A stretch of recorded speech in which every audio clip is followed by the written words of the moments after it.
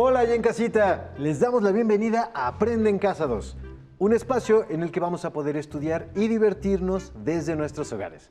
Hoy nos acompaña el profesor Pedro Fabián Benítez. Profesor, bienvenido. Muchas gracias, Juan Carlos. Vamos a tener el gusto de estar con ustedes en esta clase de geografía de cuarto grado. ¿Están listos? Pues, comenzamos. En esta ocasión vamos a hacer un repaso de lo que vimos en clases anteriores y nos vamos a dar cuenta de lo mucho que hemos aprendido. ¿Están listos? Listísimos. Pero antes, maestro, ¿qué le parece si vamos a escuchar a Jolisto, que nos tiene un consejo? ¡Hola! ¡Qué gusto saludarlos! No olviden que hay que continuar con las medidas de higiene para evitar contagios. Una de ellas es utilizar el cubrebocas cuando haya mucha gente alrededor y también mantener la sana distancia. Vamos a ver cómo hay que lavarse las manos. Lavarse las manitas con agua y con jabón.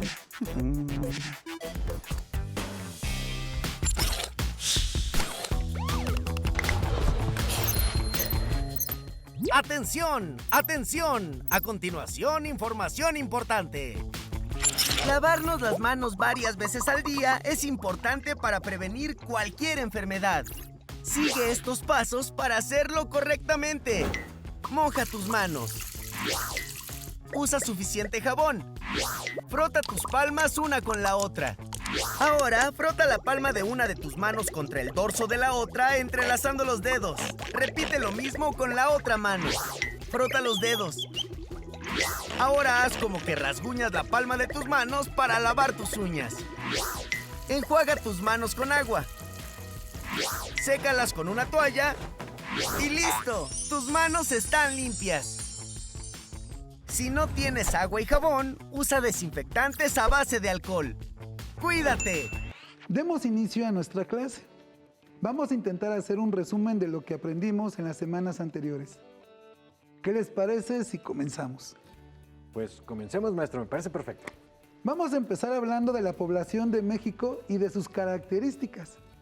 Como ustedes recordarán, una sociedad está constituida por grupos de personas o individuos que se relacionan entre sí y viven de manera organizada. Como la familia con la que vivimos, ¿no, maestro? Somos un grupo de personas relacionadas entre sí y vivimos de manera organizada. Exactamente. Y el conjunto de familias y otros grupos forman localidades. Las localidades forman municipios y los municipios forman estados. Maestro, recuerdo que había un instituto que tenía toda la información de nuestro país, ¿cierto? Así es. Existe un instituto que se encarga de recopilar y difundir información de México sobre temas como el territorio, los recursos, la población, etc. Esta información es muy importante no solo para conocer las características de nuestro país, sino para tomar las decisiones políticas y administrativas que nos benefician a la mayoría. Claro. Si mal no recuerdo, este instituto realiza censos de población y vivienda cada 10 años, con la finalidad de analizar y actualizar datos sobre la población de nuestro país, con el objetivo de contar a las personas que viven en el país y conocer sus principales características. Además, un censo nos puede indicar cómo se distribuyen las personas a lo largo y ancho del territorio. El último dato oficial sobre el número de población en México fue del año 2015 y se cuantificó un total de 119.530.753 habitantes, lo que posiciona a México entre los 11 países más poblados del mundo, siendo también el segundo país más poblado de Latinoamérica. El censo nos permite conocer las características de la población como su edad, sexo, ocupación y características de su vivienda. Y hay un dato muy importante que nos proporciona: la población total o absoluta. Ahora recuerdo que esto se refiere a todas las personas que viven en un territorio determinado. En este caso, nuestro país. Las personas que migran y deciden quedarse a vivir de forma permanente en un país también son parte de la población total. Este dato está por actualizarse próximamente. Recuerden que el año pasado se llevó a cabo el Censo de Población y Vivienda 2020, mediante el cual nos contaron a todas y todos los mexicanos. Este censo nos dará información a nivel nacional, estatal, municipal y por localidad. Así que estemos al pendiente, Juan Carlos. ¿Recuerdas cuáles son los estados con mayor población absoluta? Claro que sí, profesor. Se localizan en la parte media de México, en los estados de Jalisco, Estado de México, Ciudad de México, Puebla y Veracruz. En tanto que las dos penínsulas, la de Baja California y Yucatán, tienen estados con poca población. Muy bien. Me surge una pregunta con todo esto. ¿Cuáles son las posibles causas del crecimiento de una población? Excelente pregunta, Juan Carlos. En el caso de nuestro país, el crecimiento poblacional se dio a partir de 1950 y hasta 1970, duplicándose la población en este periodo de 2 décadas. Tal aumento se explica por el impulso de las actividades agrícolas y ganaderas y la apertura a la industrialización que tuvo lugar a partir de 1940. Además, hubo ingresos más elevados, lo que permitió a la población tener mejores condiciones de vida. Otro factor que propició el aumento de la población fue que el número de nacimientos fue mayor que el número de muertes, derivado de la aplicación de la tecnología en la medicina, el mejoramiento de las condiciones de vida, la extensión de servicios públicos suficientes y eficientes, así como mejoras en la alimentación y en la higiene. De este modo, la esperanza de vida pasó de 30 años en 1930 a 62 años en 1970. Y la esperanza de vida sigue en aumento. Ahora es de 75 años en promedio. Wow, es interesante volver a recordar las causas del crecimiento de la población en nuestro país y el periodo de tiempo que se llevó a cabo, ¿verdad? Y bueno, seguramente en unos años la esperanza de vida va a seguir aumentando. Maestro, pero el crecimiento de la población no se da de la misma manera en todos lados, ¿cierto? El crecimiento de la población se manifiesta principalmente en zonas urbanas, ya que son zonas atractivas para la población por diferentes causas. La población se distribuye de manera irregular porque la gente busca establecerse en lugares donde no falte el agua o donde exista un clima más agradable. También busca lugares planos, poco montañosos, porque es más fácil trasladarse y estar cerca de los centros de comercio, tal como sucede en las ciudades. Ah, ok. No, pues sí, suena muy lógico, maestro. Claro. ¿Qué te parece si ahora hablamos sobre la composición poblacional, tanto en el país en su conjunto como por entidad federativa? Genial. Yo recuerdo que en clases pasadas hablamos sobre la composición por grupos de edad y sexo. También recuerdo que la composición se representa a través de pirámides de población o pirámides de edad, nombradas así por la similitud de la figura geométrica. Así es. Estas pirámides son gráficas que nos ayudan a entender mejor la estructura de la población. En ellas se representa información sobre el número de habitantes en un territorio de forma ordenada y clasificada. Por ejemplo, podemos conocer la cantidad de mujeres y hombres por rango de edad, es decir, niños y niñas, jóvenes adultos y adultos mayores. Y es por eso esto que se les llama pirámides de edad o de población. Ah, claro. Ahora recuerdo que la pirámide de población es el resultado de la combinación de dos datos. Uno está, aquí lo podemos ver, el eje vertical, que a su vez se divide en dos. Del lado derecho, las mujeres, y del lado izquierdo, los hombres.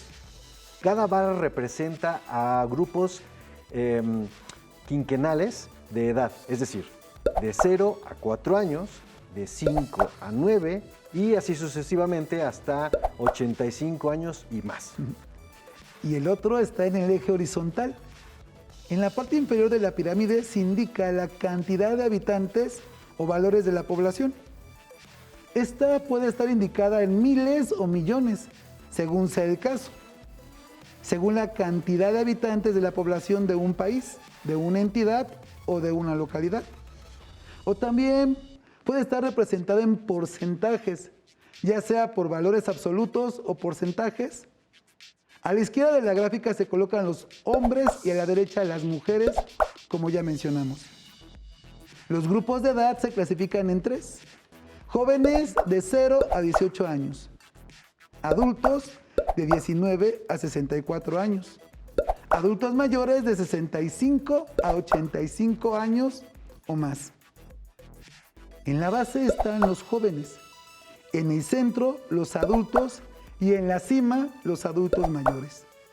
Por lo tanto, las pirámides de población son la representación de los datos por edad y sexo de los habitantes de un territorio determinado. Así es, maestro. Y estas pirámides de población nos pueden proporcionar datos distintos, como los cambios de la estructura de población en el tiempo, ¿verdad? Así es. Mira, ¿qué te parece si ahora recordamos la pirámide por edad y sexo de México? Claro.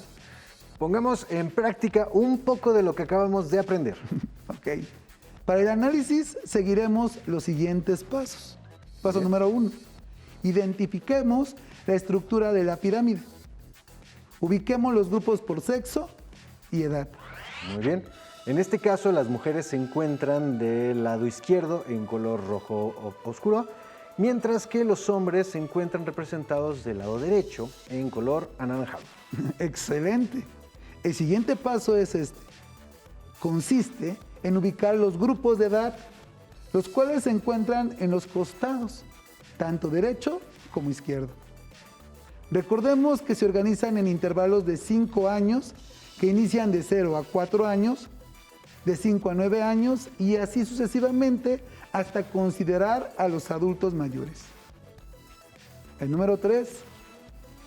Es necesario precisar que los valores que se presentan en la parte inferior de la pirámide, que parten de 1 a 6, tanto en mujeres y hombres, corresponden en este caso a millones de habitantes.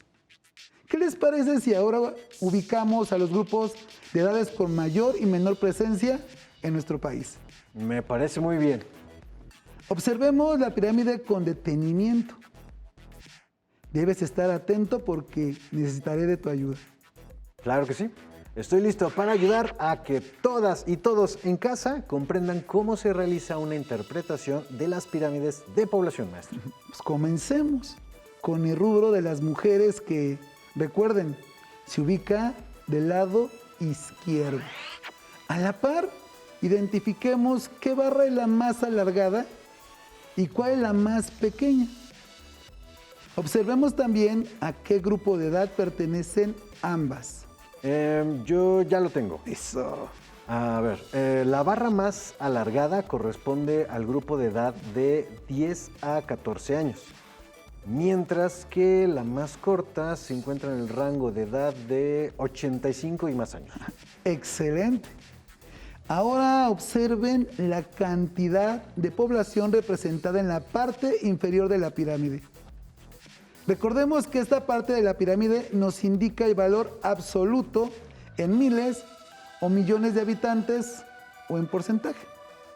Observemos que la barra más alargada, que es la población de mujeres en el grupo de edad de 10 a 14 años, se encuentra entre los números 4 y 5, lo que significa que cuenta con 4.6 millones de habitantes. Profesor, ¿por qué 4.6 millones?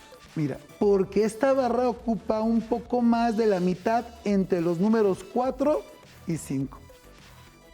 Ahora observemos el grupo de edad de 85 y más, el cual se encuentra... A ver, espera, profesor.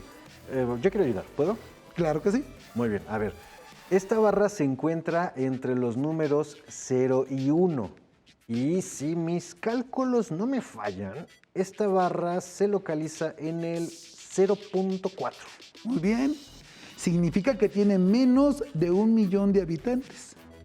Es decir, cuenta con 400,000 habitantes, mujeres, que pertenecen al grupo de edad de 85 y más años de edad. Ah, perfecto. Ahora podemos analizar la información que corresponde a los hombres, ¿no? Excelente. Bien. Hagamos lo mismo con el grupo de hombres. Identificamos la barra más larga y la más corta. Perfecto. A ver, yo le ayudo, profesor. La barra más larga pertenece al grupo de 10 a 14 años. Y la barra más corta se ubica en el grupo de 85 y más. Buen trabajo. Es el mismo caso de las mujeres. Hombres del grupo de edad de 10 a 14 años y registran 4.8 millones de habitantes, mientras que el grupo que es minoría de 85 años y más indican 0.3, es decir, 300,000 adultos mayores hombres. Con respecto a la distribución y concentración de la población en nuestro territorio nacional, analizamos algunas causas que nos los explican. Pues vamos a repasarlas y en primer lugar tenemos 1. Factores físicos. Implica clima templado, relieve plano, suelos fértiles, disponibilidad de agua. Claro, maestro. Estos factores resultan favorables para la agricultura, la construcción de viviendas, hospitales, parques, escuelas, industrias, hoteles, edificios públicos, carreteras y más, Muy ¿no? bien, exactamente. También están los factores económicos. Y estos son zonas de gran actividad industrial, comercial y de servicios. Lugares que disponen de vías de comunicación y transporte importantes. Muy bien. Y lo anterior propicia sitios con mayores oportunidades laborales, ¿verdad? Es decir, mayores posibilidades de conseguir un empleo. Muy bien. En tercer lugar, podemos mencionar a los factores históricos, que son procesos de ocupación del territorio. Y por último, los factores políticos, políticas de población que se refieren a medidas gubernamentales para poblar el país, como incentivar la migración o el número de nacimientos. Conflictos bélicos como guerras o revoluciones que inciden en la dispersión y concentración de la población. Estos factores en conjunto influyen en la distribución desigual de la población en el espacio geográfico. Es decir, que las personas se mudan y deciden vivir en uno u otro lugar, y esto sucede por distintas razones. Para estar cerca de sus familiares, para residir en lugares donde el clima y los paisajes pues, les agraden, o para mejorar su nivel de vida, o por razones incluso de seguridad, como el caso de una guerra o una revolución. Lo resumiste muy bien, Juan Carlos. Al hablar de la concentración de la población, nos referimos al proceso de aumento de la población en determinados espacios, ya sea por entidad federativa, municipio o localidad.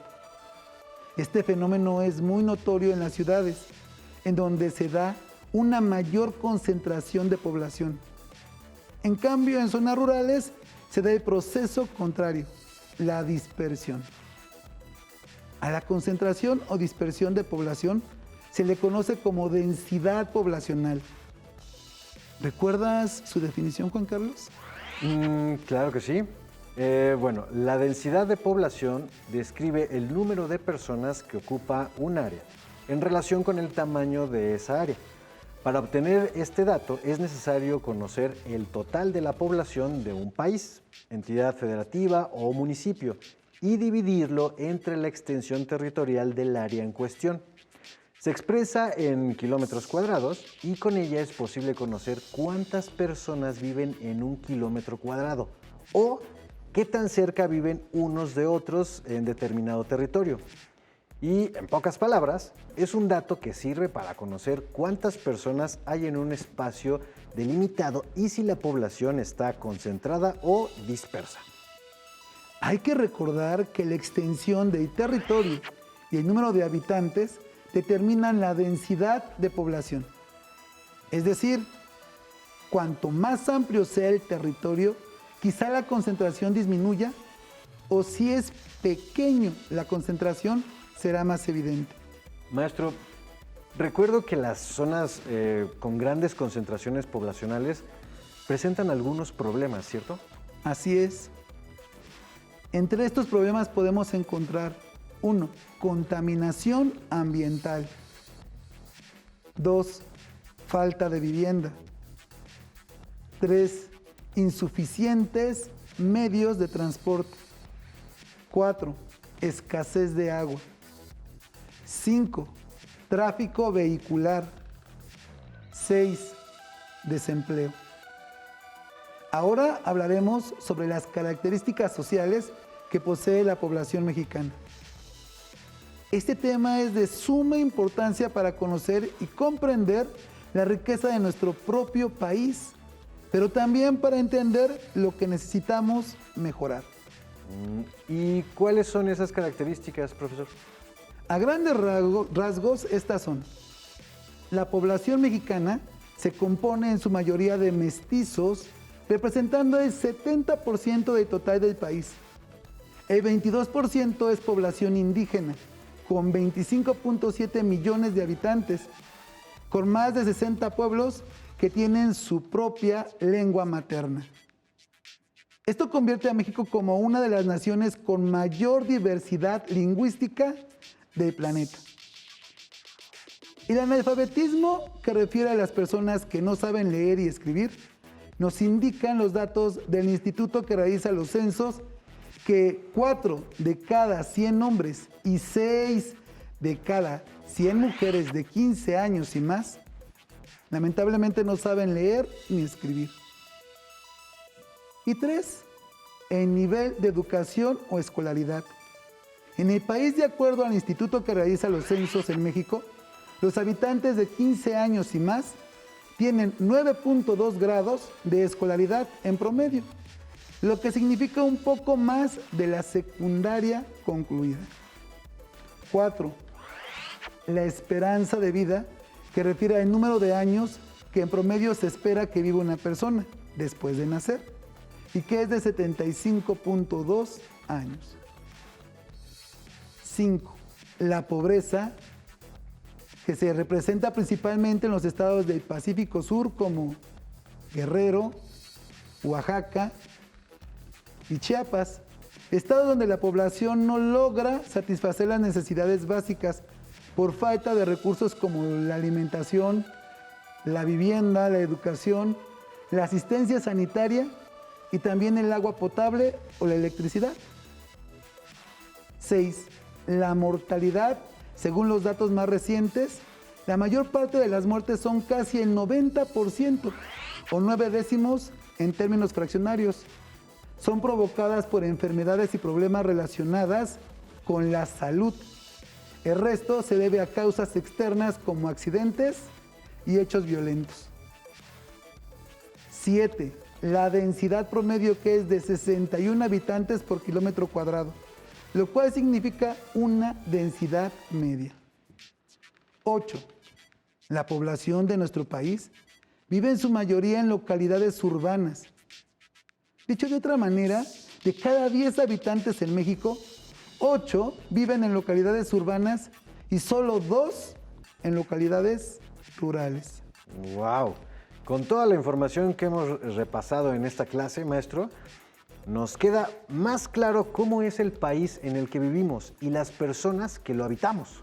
Así es. Espero que esta información les haya sido útil también a ustedes, niñas y niños que nos ven desde casa. No olviden comentarlo con su maestra o maestro de grupo. Me despido y recuerden, para seguir aprendiendo en casa, seguimos en contacto. Con eso hemos finalizado una clase más de geografía de 4º grado. Muchísimas gracias, maestro Pedro. A ti, Juan Carlos. Hemos terminado con la población de México. Espero que lo hayan disfrutado tanto como nosotros. Hasta la próxima. Pero antes vamos a movernos un poco.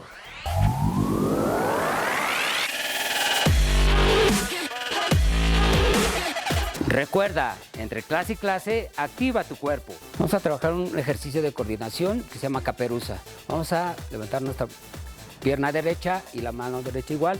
Y al mismo tiempo vamos a elevar talón del pie contrario. Izquierda y elevamos talón. Derecha y elevamos talón. ¿Listo? Bien. Un poco de equilibrio se necesita y coordinación. ¿Ah?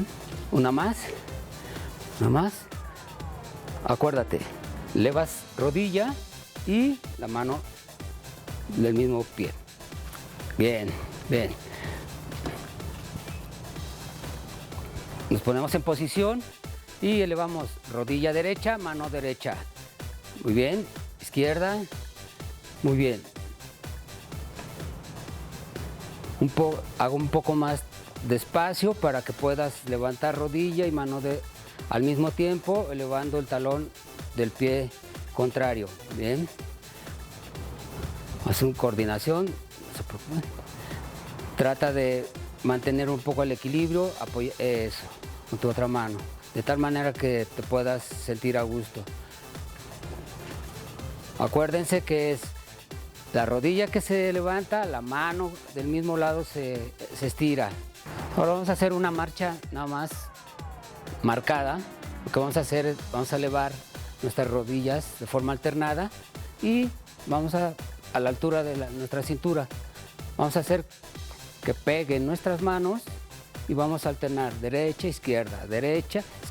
Muy bien, alza un poquito más las rodillas y bien. Un poquito más la marcha, que se vea, ¿sí? La marcamos, muy bien. Elevamos más las rodillas, perfecto. Ok, vamos a hacer la marcha, nos ponemos en posición, de forma relajada y empezamos. Derecha, izquierda. Espalda bien derecha. Controlen su movimiento. Muy bien. Respira. Arriba, rodillas, arriba. Que la rodilla llegue. No bajen las manos. Espalda bien derecha. Espalda derecha, sigue. Eleva más la rodilla. Muy bien. Perfecto. Así. Más. Recuerda, al terminar la activación, no olvides la protección.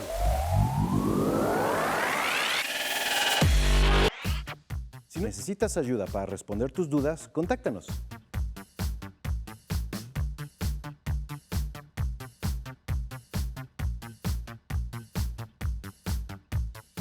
Para solicitar apoyo pedagógico, comunícate con maestras y maestros de lunes a viernes de 8 a 20 horas al teléfono 5541 72 04 13 con 100 líneas.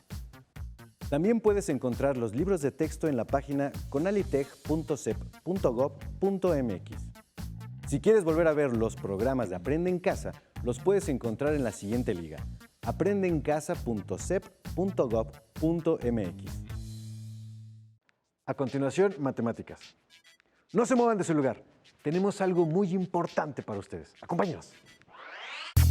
Todavía me acuerdo la primera vez que vi germinar una plantita y en mi cabeza solo podía pensar qué tenía que pasar en él para que pudiera crecer. En mi casa todo empezó con un juego, con mi pequeño microscopio. A veces mezclando cosas en el baño y explorando todo lo que me encontraba a mi paso. En mi familia no era tan común que alguna mujer estudiara profesionalmente alguna ciencia y nunca faltó el familiar que me dijera: ¿por qué estudias eso? Nadie se va a querer casar contigo. Decidí estudiar ingeniería bioquímica porque me ayudó a entender cómo funcionaban los seres vivos, pero también empezó mi camino para descubrir soluciones que nadie más había encontrado. Hace unos años, innovamos en el mundo de la nanotecnología, creando una nueva molécula capaz de matar virus, ayudando a acabar con una crisis de ébola. La vida te va a poner miles de retos. Está en ti seguir tus sueños, innovar y crear esperanzas y, sobre todo, dejar tu nombre marcado en la historia.